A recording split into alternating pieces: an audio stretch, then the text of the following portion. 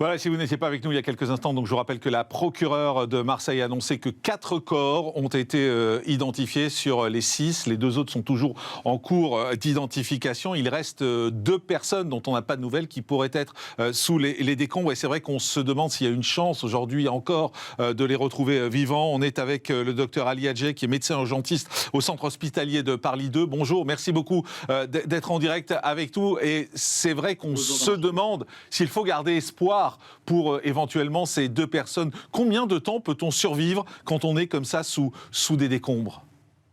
Alors, tout d'abord, encore toutes nos pensées pour les victimes, parce que c'est très important de les soutenir, et vous l'avez bien fait là, c'est très bien avec la cellule médico-psychologique. Mais effectivement, en ce qui concerne le côté médical, écoutez, dans mon expérience, je suis aussi médecin de catastrophe, mais même en Turquie récemment, nous avons bien vu des gens qu'on pouvait retrouver après 3-4 jours.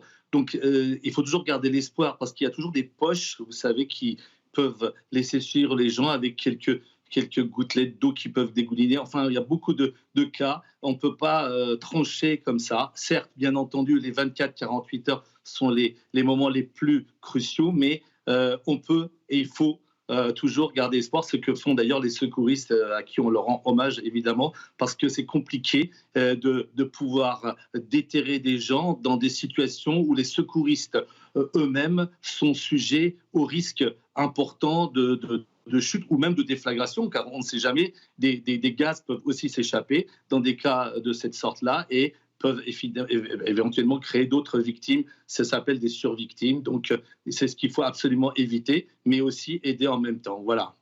Docteur, puisque vous connaissez la médecine d'urgence, bien évidemment, et la médecine de catastrophe également, moi je me demande, quand on est coincé comme ça pendant 1 jour, 2 jours, 3 jours, qu'est-ce qui peut se passer dans la tête de ces gens-là ? À quoi ces gens-là peuvent penser pendant ces heures qui doivent paraître interminables, s'ils sont conscients, hein, bien évidemment, mais s'ils sont conscients d'entendre peut-être les travaux, d'entendre les gens parler au-dessus, de ne pas pouvoir crier non plus, peut-être forcément. Dans la tête, ça doit être un traumatisme terrible à ce moment-là.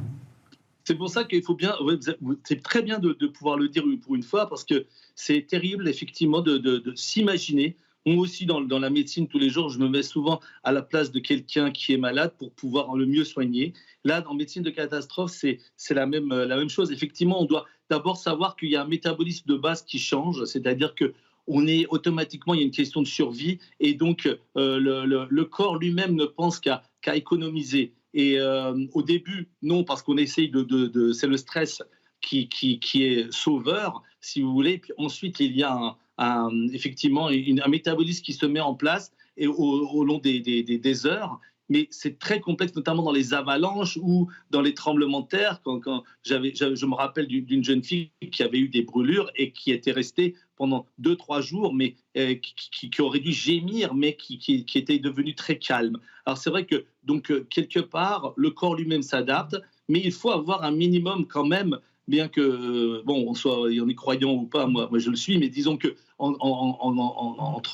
entre deux pensées, eh bien, on s'accroche à quelque chose. Alors, on peut s'accrocher à Dieu, on peut s'accrocher à des amis, on peut s'accrocher à ceux qu'on aime, et il faut toujours avoir une pensée, effectivement, qui peut mener, comme des sportifs, par exemple, aussi, qui vont au bout parce qu'ils ont quelque chose qui leur tient dans la mentalité. Et puis, il y a effectivement l'eau et la respiration, les deux choses qui sont nécessaires quand même si le métabolisme de base diminue, on a besoin moins d'eau et d'oxygène, plus ou moins, puisque le corps peut aussi un tout petit peu diminuer sa température et ainsi pouvoir survivre. Mais il faut quand même quelques, effectivement, possibilités de poche d'oxygène ou d'eau, sinon ça devient très compliqué.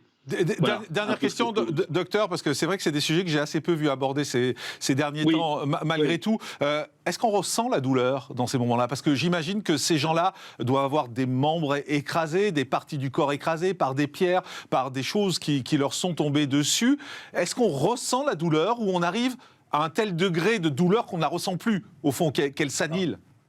Alors effectivement, vous avez raison également là-dessus, c'est-à-dire, il y a une douleur aiguë qui arrive au moment du traumatisme, mais ensuite le mécanisme de la douleur commence comment on peut dire, on peut s'y habituer, mais surtout, il y a un mécanisme aussi de rétrocontrôle, effectivement, où un membre complètement écrasé fait moins mal, en fait, qu'un membre qui est traumatisé direct. C'est pour ça que d'ailleurs, que quand on a même une fracture, vous avez peut-être ressenti ça au début, ou une entorse, au début, ça fait très mal, et puis petit à petit, on s'y habitue. Donc il y a l'habitude, il y a beaucoup de choses qui interviennent dans la douleur. C'est un peu compliqué en 2 secondes, mais disons que si je peux un peu résumer, c'est qu'il y a des mécanismes effectivement chimiques qui sont induits, mais après, il y a une sorte d'habitude qui s'installe, comme dans la vie d'ailleurs. Vous savez qu'on peut s'habituer à beaucoup de choses. Malheureusement, dans ce cas-là, la douleur aussi, on peut s'y habituer comme aux misères du monde.